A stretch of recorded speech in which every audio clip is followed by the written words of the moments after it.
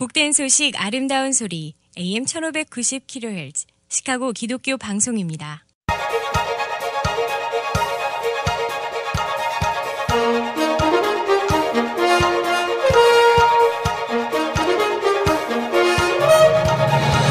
김정일 해설위원의 시사 해설. 세상을 넓게 봅니다. 삶의 지평이 넓어집니다.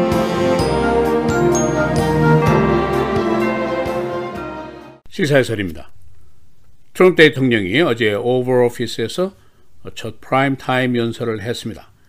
그 연설의 목적은 멕시코 장벽에 대한 일반 국민들의 지지를 넓히기 위한 것이고, 그리고 정부 폐쇄의 책임을 민주당 쪽으로 좀 넘기고 싶은 생각이 있었고, 또 의회에 압력을 주기 위한 여러 가지 목적을 가지고 있었습니다. 그러나 그의 연설은 어쩌면 큰 도박을 하는 것이다 하는 지적이 연설 전부터 있었습니다. 일반 국민들의 멕시코 벽 무역론이 쉽게 변하지 않을 것이다. 또 그의 스피치 내용 중에 과장이라든가 오도, 허위 사실이 많다는 것이 다시 확인이 되면은 그의 말에 대한 신뢰와 기대감이 더욱 실추될 것이다. 그런 이유 때문이었습니다. 어제 그의 9분에 걸친 연설 중에 가장 주된 말은 지금 남부 국경지대의 인도적 위기, Humanitarian Crisis가 진행되고 있다는 것입니다. 일부에서 예상했던 National Emergency, 국가 위기 선언, 이것은 최소한 어제까지는 없었습니다. 어제 트럼프의 연설에 반박한 낸시 펠로시 하원 의장의 말은 지금 당장 국민 인질 책략을 중지해라, 위기를 조작하지 말아라, 정부 폐쇄를 당장 끝내라, 이렇게 얘기를 했습니다. 어제 새로 나온 로이터 통신의 여론조사에 따르면 51대 32로 역시 트럼프의 정부 폐쇄 책임이 더 크다는 여론이 나왔습니다. 그래서 오늘은 어제 있었던 트럼프 대통령의 연설 내용은 어떤 것인지, 또 반박 내용은 무엇인지, 또 허위, 조작이라고 지적되는 사항들은 어떤 것인지 살펴보겠습니다. 먼저 트럼프 대통령의 연설 내용입니다. 그는 어제 지금 사태가 Humanitarian Crisis라고 규정을 하면서 이번 위기는 마음과 영혼의 위기다 라고까지 표현을 했습니다. 그리고 그는 오직 부도덕한 것은 민주당 지도부가 아무것도 하지 않고 무고한 사람들이 희생되는 것을 계속하게 하는 것이다 라고 강력하게 비난을 했습니다. 이어서 그는 이것은 즉 멕시코 벽을 쌓는다는 것은 옳고 그름, 그리고 정의와 불의의 선택이고 국민들의 성스러운 의무, sacred duty를 충족시키는 선택의 문제다 라고 말을 했습니다. 구체적으로 그는 여러 가지 종전의 주장을 되풀이했습니다. 그 중에는 불법 침입자가 크게 증가하고 있다, 마약 유입이 증가되고 있다, 불법 이민이 미국인들의 직장과 임금을 희생시키고 있다, 이런 여러 가지 주장을 되풀이했습니다. 그러나 별로 새로울 것이 없는 이 주장에 대해서 언론들은 일일이 사실 여부를 따지고 설명을 했습니다. 심지어는 트럼프 대통령의 연설 전에 이미 얼마나 허위 과장 오도가 많을 것인가에 대한 예상 기사까지 주요 언론들이 싣고 있었습니다. 정부 폐쇄, 즉 멕시코 벽으로 인한 것인데 오늘 19일째로 접어들고 있고 그 피해가 점점 심각하게 드러나고 있는 시점입니다. 트럼프 대통령은 오늘 의회로 가서 공화당 의원들과 런천 미팅에 참석을 하고, 그리고 그 후에 양당 지도자들을 또 화이트하우스로 초치를 해서 협상을 계속 벌이게 됩니다. 그리고 내일은 텍사스로 가서 멕시코 국경지대를 시찰한다는 계획을 가지고 있습니다. 어제 일부 트럼프의 측근들은 아직도 트럼프 대통령이 National Emergency를 선포하고 의회를 우회해서 국방 예산으로 멕시코 벽을 짓는 것, 이것을 고려하고 있다라고 전언을 했습니다. 그러나 이런 조치를 할 경우에 실효성이라든가 그 부작용 우려 때문에 쉽게 결정을 하지 못하고 있는 것으로 보입니다. 만일 이렇게 될 경우에 당장 법정 공방전에 들어가게 되고, 그렇게 되면 장벽 예산을 즉각 전용해서 쓰는 것이 불가능해집니다. 또 한 가지 중요한 것은 공화당 내부에서 의원들의 반발이 있을 가능성이 높습니다. 실제로 어제도 공화당 상원의원 중에 2명이 정부를 즉각 재개하라 하는 주장을 했습니다. 그래서 정부 재개를 주장하는 의원이 지금 공화당 내에 5명으로 늘어났습니다. 이 공화당 의원들의 변심, 이것은 트럼프 대통령이 굉장히 무서운 요소입니다. 동시에 어제 상공회의소 US Chamber of Commerce가 의회 서한을 보냈는데 두 가지를 요구했습니다. 하나는 정부를 즉각 재개해라. 두 번째는 드리머들을 보호를 해라. 그런 요구를 했습니다. 또 한 가지 전국 노조연합 AFL-CIO가 어제 신속하게 정부를 재개하라. 또 장벽기금을 의회는 인준하지 말아야 할 것이다 하는 것을 의회에 요구를 했습니다. 어제 트럼프 대통령의 연설이 오벌 오피스에서는 첫 번째 연설이었습니다. 지금까지 역대 대통령들이 오벌 오피스에서 연설할 때는 그 전쟁의 선포라든가 국가 안보의 위기라든가 이럴 때만 사용을 했습니다. 다시 말하면 국민들의 단합을 필요로 하는 시점에서의 연설이었는데, 그러나 어제는 매우 당파적인 이슈로 이 연설을 한 것이다. 이게 괜찮은 것이냐? 그런 지적도 나오고 있습니다. 트럼프 대통령은 선거 전 당시부터 이 이민 이슈를 가장 중요한 이슈로 들고 나왔는데, 그 이유는 남부 지역 국민들의 그의 그 정치적인 베이스인데, 반이민 정서를 자극해서 이것을 표로 연결시키는 것이 성공했기 때문입니다. 그 이후에 장벽 이야기가 나왔고 반이민 반소수계 발언은 무수히 그동안 있었습니다. 이제 정부 폐쇄 19일이라는 막다른 골목에서 불법 이민은 인도적인 위기다, 마약의 경로다, 이런 주장을 되풀이했습니다. 이에 대해서 민주당의 반대 근거는 우선 그의 지적이 사실이 아니다라는 주장이 있고, 또 이것이 비효율적이고 비도덕적이다 하는 주장이 있고, 다시 말하면 장벽이 선다고 해도 마약이나 테러에는 영향이 전혀 없고 불법 입국자 숫자는 이미 20년 동안 매년 줄고 있다, 그런 지적입니다. 불법 침입자의 숫자는 계속 하향세입니다. 2000년도에 1년에 160만 명이 들어왔는데 2018년도 작년에는 40만 명으로 줄어들었습니다. 그리고 마약 루트, 진짜 마약 밀수의 통로는 이 합법적인 항구로 통해서 들어오는 것이 90%입니다. 국경지대, 그러니까 이 오픈 에리어로 들어오는 것은 극소수인 것으로 분석이 되어 있습니다. 그리고 테러리스트 침입 경로, 화이트하우스의 대변인이 지난번에 4,000명이 들어왔다라고 얘기를 했지만 국무부의 보고는 멕시코 국경으로 테러리스트들이 들어왔다는 증거는 없다. No credible evidence라고 보고를 하고 있습니다. 그리고 불법 이민으로 미국 국민들의 잡과 임금을 손해를 본다 하는 주장이 있는데, 불법 이민들이 유입이 되기는 하는데 이것을 경제적으로 근로자의 입장에서 보면은 net positive다, 그런 얘기입니다.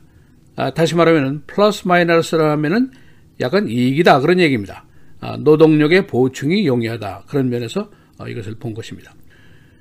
그래서 민주당에서는 지금 13억 달러를 줄 테니 국경 보안을 강화해라, 인원을 보충하고 장비를 개선해라, 계속 밀입국을 막자, 이런 얘기이고, 그러나 50억 달러를 들여서 장벽을 쌓는 것은 무의미하고 비논리적이고 비도덕적이다, 그런 주장입니다. 트럼프 대통령은 2,000마일의 벽을 big and beautiful하게 짓겠다라고 주장을 하고 있지만, 반대편에서는 이 벽이 흉측한 상징물이다 라는 반론을 펴고 있습니다. 시사해설 김정일입니다.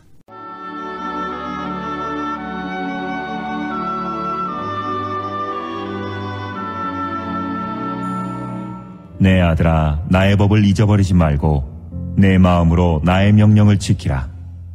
그리하면 그것이 내가 장수하여 많은 해를 누리게 하며 평강을 더하게 하리라.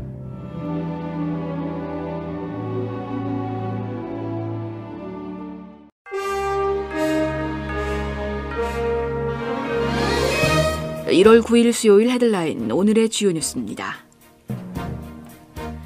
트럼프 대통령은 어제 멕시코 국경에서 인도주의적 위기와 안보 위기가 고조되고 있다며 57억 달러 규모의 국경 장벽 건설 예산을 편성해 줄 것을 의회에 거듭 촉구했습니다. 트럼프 대통령은 어제 방송사 황금 시간대인 오후 9시 백악관 집무실에서 TV를 통해 9분간 중계된 대국민 연설에서 위기라는 표현을 6차례나 사용하며 야당인 민주당이 장벽 예산 편성에 조속히 응해줄 것을 촉구했습니다. 트럼프 대통령은 연방정부 셧다운 사태와 관련해 그 이유를 민주당이 국경 안보에 예산을 주지 않고 있는 단 하나 이유 때문이라며 민주당 탓으로 돌린 뒤 그 해법은 민주당이 예산을 통과시키고 정부 문을 다시 여는 것뿐이라고 주장했습니다.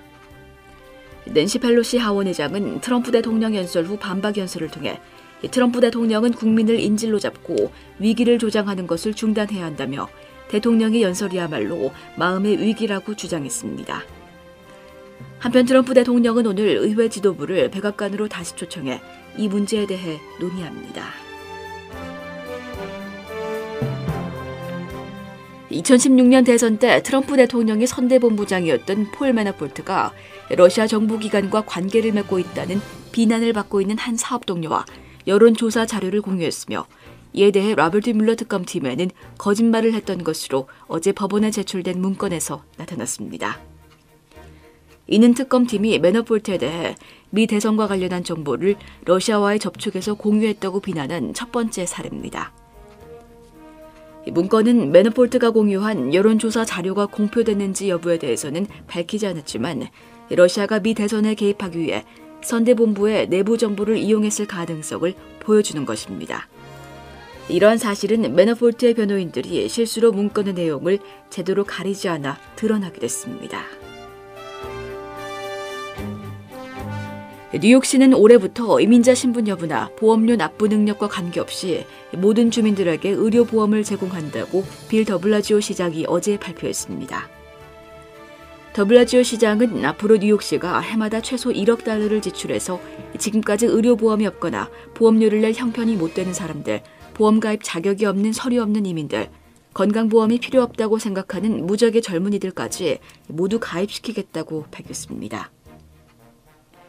NYC 케어로 이름 붙인 이 계획은 2019년 각 구별로 시행되며 앞으로 뉴욕시는 전국에서 가장 포용적인 건강보험 제도를 가진 도시가 될 것이라고 시장은 말했습니다.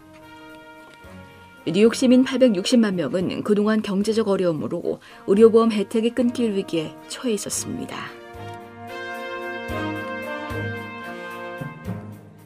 14년간 식물인간 상태로 입원해 있던 여성이 아이를 출산하자 경찰이 병원의 모든 남자 직원들을 상대로 DNA 샘플 채취에 나섰습니다.